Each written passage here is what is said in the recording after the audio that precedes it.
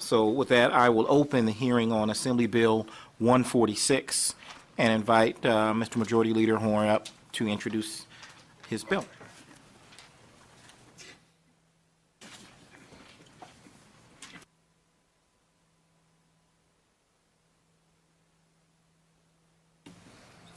Good morning, Mr. Chairman.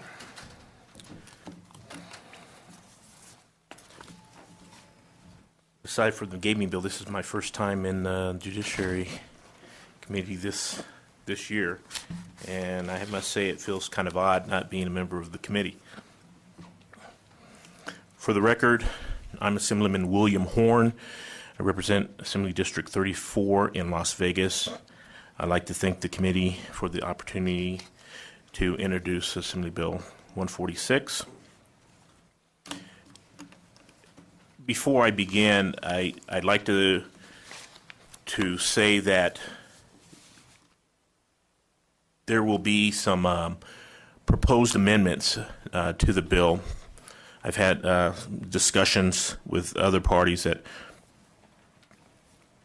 that we have. I would say that not necessarily dismiss these proposed amendments out of hand. There's some good points that should be probably considered when you deliberate on this bill. Some things I agree with, some things I don't necessarily agree with.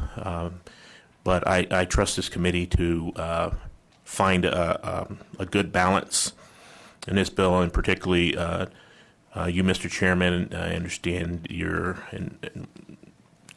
experience in this, as having formerly been a defense attorney as well as a prosecutor, and we've worked together on many bills in the past and stuff. So I'm confident, your leadership of this committee and this committee being able to find a good balance in that regard.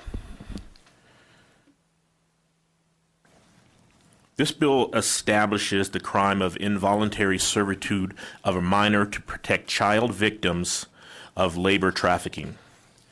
Child labor trafficking is a brutal form of human trafficking where a child suffers sexual, physical, emotional abuse, or neglect, sometimes all of the above. The victims are hidden in situations where they are forced to work long hours in a workplace or in a home, and are often deprived of a proper education. These are mostly young and vulnerable children that are manipulated into these situations because they either seek the love and affection of their captor or they fear for their lives.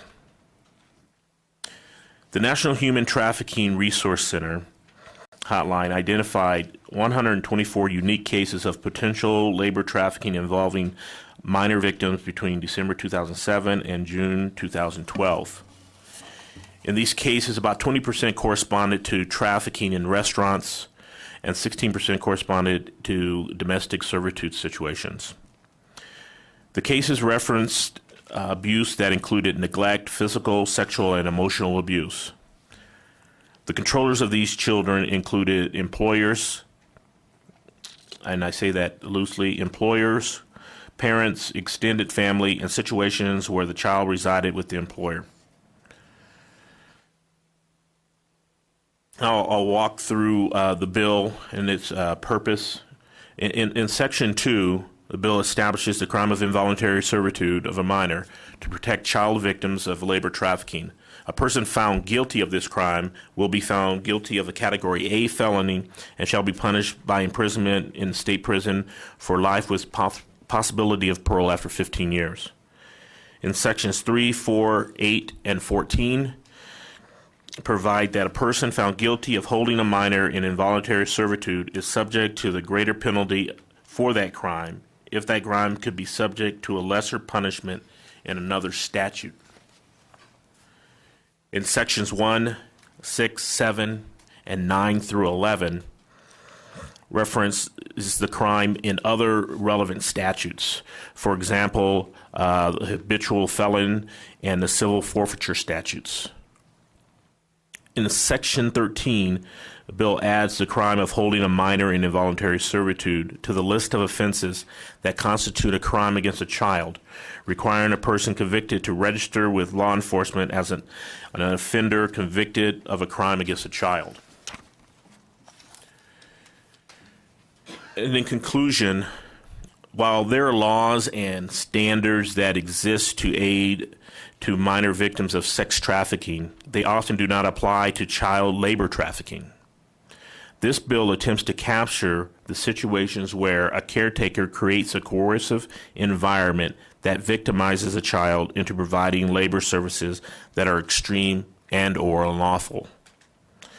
With the passage of this legislation, a child who is performing labor or services for a caretaker figure in his or her life that is victimizing them with a pattern of violent and non-violent abuse will be treated as a victim of human trafficking.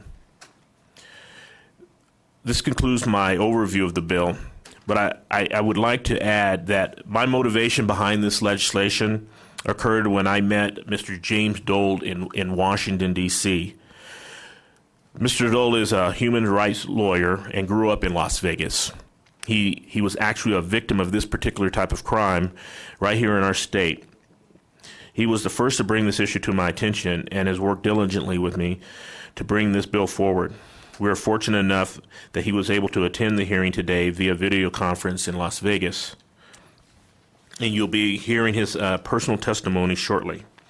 With that, Mr. Chairman, I'm available for questions. And I'm sorry, Mr. Horn, you did mention Mr. Dole, who's down there. Would you like him to go next? Yeah, okay. Well, let's go down to Las Vegas. Mr. Dole, welcome. It was a pleasure meeting you previously up here. I'm glad to see you down in Las Vegas making yourself available. So if you would please proceed with your testimony. Thank you so much, Mr. Chairman. And for the record, my name is James Lee Dold, and I'm a human rights lawyer based out of Washington, D.C. I have, over the course of my career, helped draft over 27 laws to combat human trafficking. And I'll just mention in passing, all of which have been upheld as constitutional or have been subject to constitutional challenges. And so, including helping with some of the drafting for AB 146. Before I begin, I just want to take a moment to specifically thank Assemblyman Horn for introducing this bill and for the chair for being the primary co-sponsor on this as well. This is a very important issue that impacted me personally, and really it's an honor to be able to come back to my hometown where this terrible situation occurred and testify before the committee. I was once a resident of the great state of Nevada. I went to John S. Park Elementary School, John C. Fremont Middle School, and the Advanced Technologies High School. I'm also an alumnus of the University of Nevada, Las Vegas, and so Nevada is very much a place that I still call home and I come back to on a regular basis. Human trafficking is broadly defined as the use of force, fraud, or coercion to induce or compel someone to engage in commercial sex acts or forced labor or services. The one exception to this is where you have a minor who is involved in the commercial sex trade. Federal law recognizes, as well as the laws in the majority of states, that anybody who's under the age of 18 who's induced to engage in a commercial sex act is a victim of sex trafficking.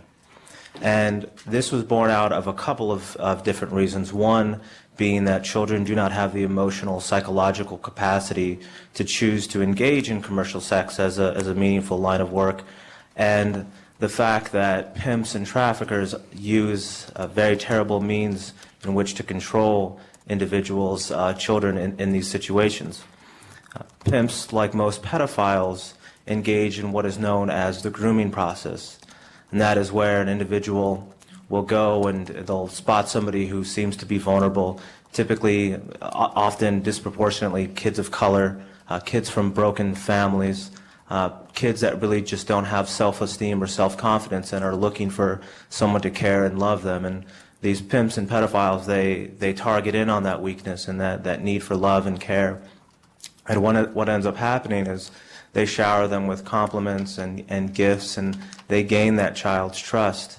And during the course of that time, somewhere in between them gaining their trust and the child interacting with that individual, there's some sort of traumatic event that typically happens, oftentimes sexual abuse, physical abuse, some sort of rape. These are the types of things that happen.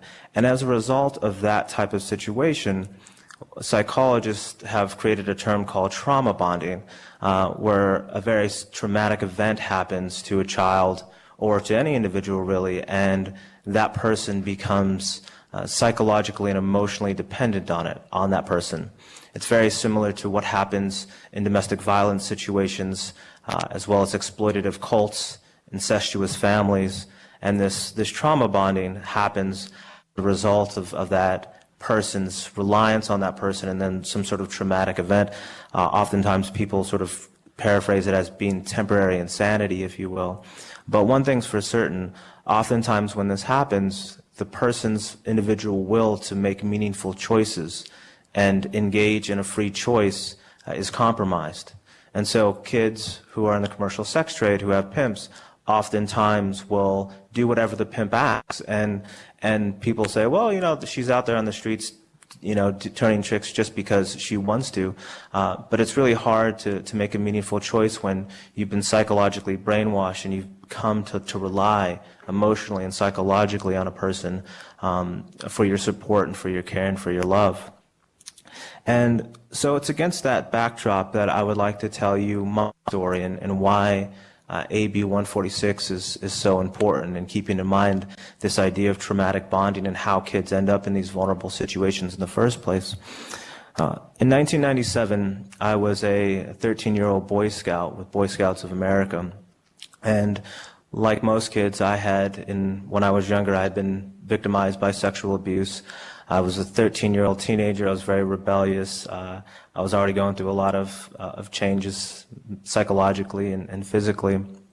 And I was very angry with my parents and really everyone in my family at that time. And it made me susceptible to a person who I met at a Boy Scout function who took an interest in me and made me feel like I was special, like a lot of times what happens with these kids. And I was a kid from the inner city. I didn't really have a lot growing up, and so this person was always taking me out for fast food. They were taking me to movies, buying me clothes. I had a crush on the singer Jewel when I was a teenager, and I remember she had a New Year's Eve showing at the Hard Rock one year, and I was bought tickets to that, and I went with this person. And all throughout that time, you know, and having these conversations and this person gaining my trust, I began to relay some of what had happened to me in my childhood.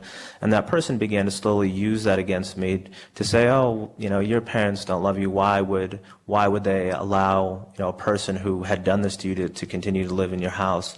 Why, you know, I would never have allowed something like that. And the more that happened, the more angry I got with my family and the more rebellious I got. And during the course of that time, that's also when the sexual molestation started.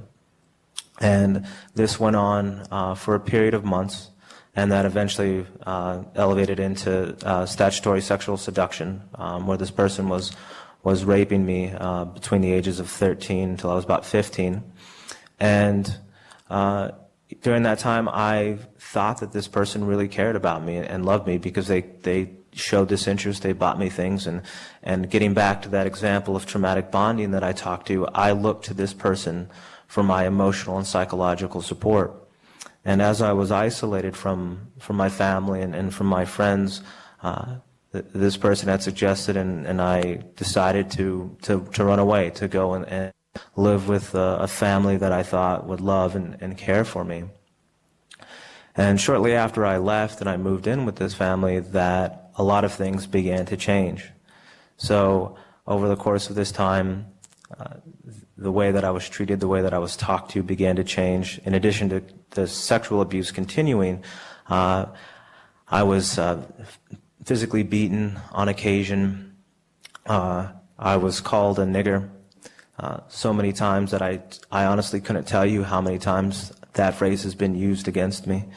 I was told that I was ugly, and And all these things were done in tandem to mentally and emotionally and psychologically tear me down. And at that point, as a 13, 14-year-old kid, I had no idea what was going on. All I knew is that I thought that I loved this person and I was willing to do anything that they asked. And now I was living in this house and, away from my parents, not really talking to anybody. And so when I was asked to do things like clean the house or take care of the children, those are things that I did. And for 2 years, I lived in a situation of perpetual domestic servitude where I constantly took care of the kids, I babysat, I cooked for the family, I scrubbed floors, scrubbed dishes, cleaned bathrooms. All the while this molestation was continuing to happen. The emotional abuse continued to happen on occasion, the physical abuse. And I can tell you that because of what was going on with me, because of that bond that I had with the person who was exploiting me, I didn't have really a free choice in the matter. I mean, we talk about free will and the ability to make conscious, informed decisions, but I can tell you that as a 13 or 14-year-old who's in that situation, who feels like nobody else in the world cares about them but the person who's exploiting them, you'll do anything in the world to appease that person. And when you don't, you feel like you're not being loyal, that you're not doing what's asked of you, and you're not showing the same sort of love that's being shown to you. And often, I guess the best way to put it is that for children who have been victimized in commercial sexual exploitation situations, or kids like I was, where it was more of a domestic servitude situation, it's not so much the force and the violence that keeps people in those situations. It's the love. It's the emotional and psychological attachment. That's what becomes our prison, and that's what kept me and kept kids who are in similar situations staying in that situation. That despite the abuse that was happening to me, I continued to labor because I was so psychologically attached to that person that I had no ability to actually leave. And so this bill, AB 146, purports to get at a lot of those activities. And I can tell you that a couple of years ago when I went to report this crime to Clark County Metro, unfortunately the statute of limitations had passed on child sexual abuse charges, and so there was no real recourse for me. And I think that's another issue that the legislature should seriously consider, is expanding statute of limitations from 18 to 10 years after the person reaches the age of majority, but that's another issue. But when I relayed all of the information and everything that had happened to me to the investigating officer, and I was talking with them, and I was like, well, he told me that they couldn't get this person on this charge and that charge, and I mentioned, well, what about human trafficking? I was basically in this situation where I was brainwashed and thought that I really cared about this person, and the Metro officer, just because of the way the laws were on the books, didn't recognize this as a trafficking situation. And this happened in October of 2011 when I reported it. And so I think the need for this law can't be overstated enough. And, even though the statute of limitations still would have barred any sort of enforcement, the recognition of children like me and kids in that situation, I think, is an absolute necessity for the state of Nevada and really in every state in the country, because what happens to kids like me is absolutely human trafficking. There's no other way to describe it than modern-day slavery. The one thing that I'll address, and this has come up in some of the other bills, and I know that the public defender and some folks at the ACLU have talked about the fact that there's often these lesser included charges as a part of the human trafficking scheme. And when you look at federal law, when you look at the laws of every state now in the District of Columbia, they all mirror to the same degree what AB 146 is trying to do, what AB 67 is trying to do. And I think when we take a historical look to chattel slavery 200 years ago, there were lots of different types of crimes that were being perpetrated against African Americans to keep them in a situation of perpetual servitude. There was kidnapping, there was physical beatings, there were rapes, there were tortures. All of those are means to an end. And the end is exploitation for the profit of the person who's exploiting that individual, whether it be for labor or services or for financial gain to the person engaging in commercial sex acts. And so while I know that this bill incorporates a lot of existing things that are criminalized, I think it's a good way to look at it as those are the means to which somebody is accomplishing an end and keeping somebody like I was in a situation of domestic servitude. And so with that, I'll just wrap up and say that, I'm very grateful for Assemblyman Horn and Mr. Chairman for you co-sponsoring this bill.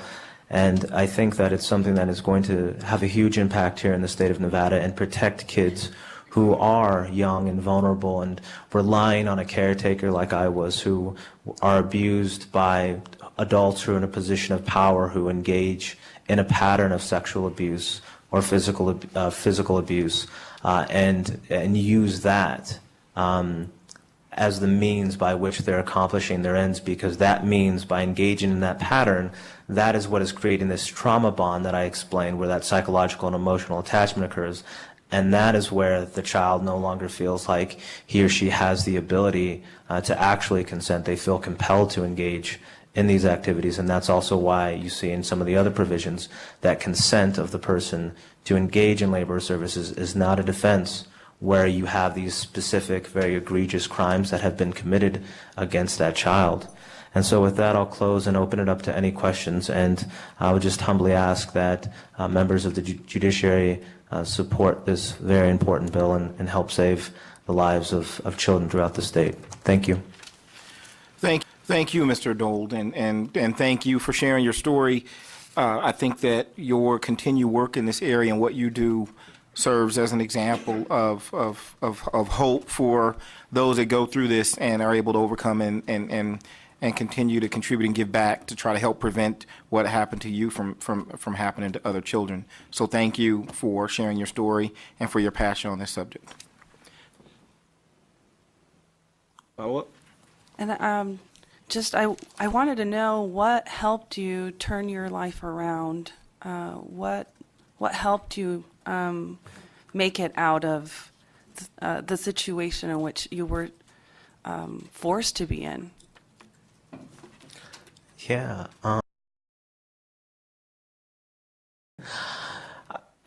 I'll give you a couple of examples. Let me first talk. I think I heard an FBI victim witness coordinator say it best when she talks about the sexual exploitation of children and how these girls are eventually able to escape the grasp of their pimps. And it's just a sort of maturing process where these girls, they'll run away from their pimp, they'll go back, they'll run away, they'll go back over and over and over again.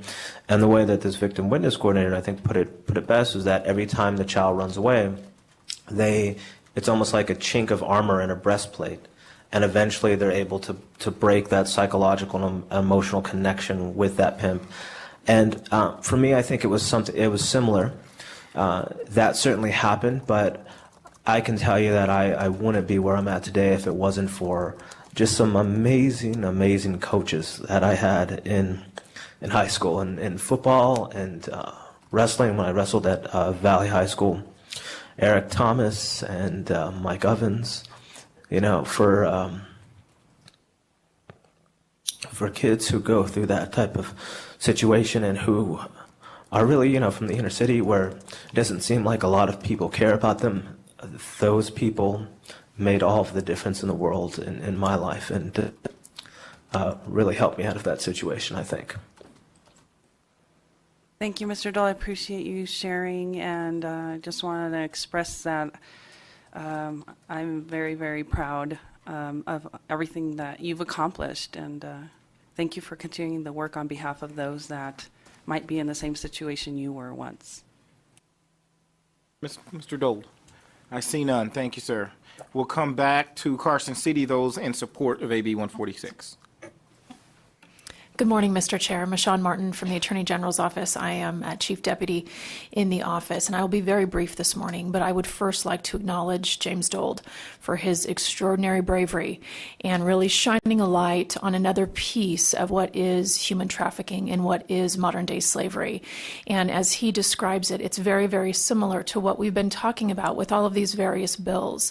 This grooming on steroids, these individuals that can really steal our children and force them to do things that are unimaginable. And so our office wants to support this bill, AB 146. It is continuing to be that holistic approach to how we effectively combat human trafficking, both on the labor side and the sex side in Nevada. And I think it's a very important bill, and I want to thank the committee, and we do support it. Ms. Cohen. I see none. Thank you. Thank you, Mr. Chair. John Jones with the Nevada District Attorneys Association. We echo what's been said today, and I want to say briefly as well with respect to Mr. Dold's comments that we do see stories like that on a regular basis in both the Clark and Washoe County District Attorney's Office. And we are supportive of this bill and the continuing discussion I think we're having up here, you, the legislature, is having to combat this. Thank you. Thank you. Continue.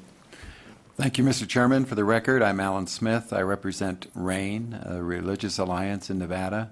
I'm also here on behalf of my co-laborer, Michael Patterson, who represents LAM, the Lutheran Advocacy Ministry in Nevada. And we both come in support of this bill. Being a grandparent and having a 9-year-old granddaughter, 9-year-old grandson, I look at the environment that they're facing today, which is so different from what I grew up in. And I just look at this type of legislation, I look at AB 62, and I say, we need to do this. And I look around and I see probably many of you either have children or grandchildren also being raised at this time. And it's a very important thing for us to address, and I appreciate this committee and this legislature addressing this at this time. Thank you, sir. Do you have any questions? I see none. Thank you very much. Is there anyone else in Carson City here to testify in support of AB 146? My name is Tim Ball. I'm on the board of directors of the Religious Alliance in Nevada, RAIN. I'm also an EMT, actually a PhD in biology, so I know a little bit about the human body. And I wanted to speak specifically about the enumeration of those injuries, how important it is to capture what's happened to a person in terms of the treatment that they should receive afterward. I'm aware from discussions I've had with people working in this area that those injuries are often missed. Today in Nevada, the victims are not always examined head to toe, and that's a critical issue for their long-term recovery. So I urge that that issue of enumeration of the typical injuries is a key part of that bill, so that causes the investigators to look carefully in places that they may not think are important. Thank you. Thank you, sir. Any questions from the committee? I see none. Hello, Mr. Chairman. My name is Marlene Lockhart, and I'm representing the Nevada Women's Lobby, and we too are in support of this measure. Thank you very much. Any questions? I see none. Is there anyone in Las Vegas there in support of AB 146? That pylon almost gets me every time. I would invite anybody else down in Las Vegas that's there in support of AB 146 to come forward at this time. Good morning, Mr. Chairman. Deacon Tim O'Callahan, representing the Catholic Diocese of Las Vegas. I am also a member board member of RAIN, the Religious Alliance in Nevada.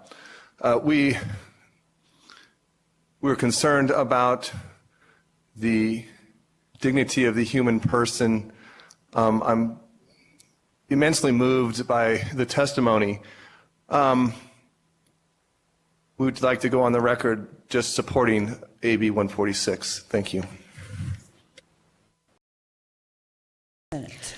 Assembly Bill 146, Senators by Assemblyman Horn and Frierson, Senators Atkinson and Ford, act relating to crimes establishing the crime of involuntary servitude of a minor, providing penalty, and providing other matters properly relating thereto. The people of the state of Nevada represented in the Senate and Assembly do enact as follows. Section 1, end of Section 1. Are there any amendments to Section 1 of the bill? There are none. Section 14, end of Section 14, end of bill. Are there any amendments to the bill as a whole? There are none. Remarks.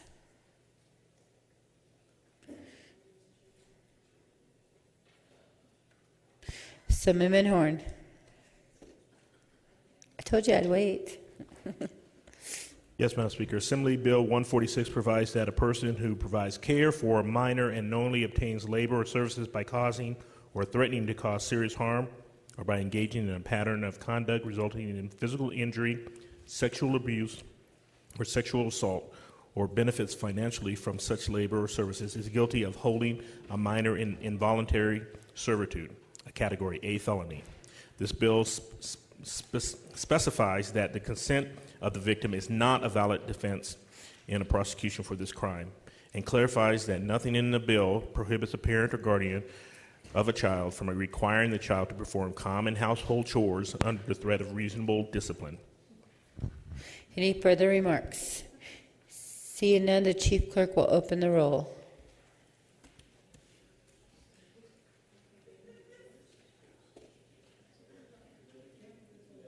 Anyone wishing to change their vote? The Chief Clerk will record the vote. There are 40 ayes, 0 nays, 2 excused. The bill having received a constitutional majority, I declare it passed as amended. The bill is ordered and transmitted to the Senate.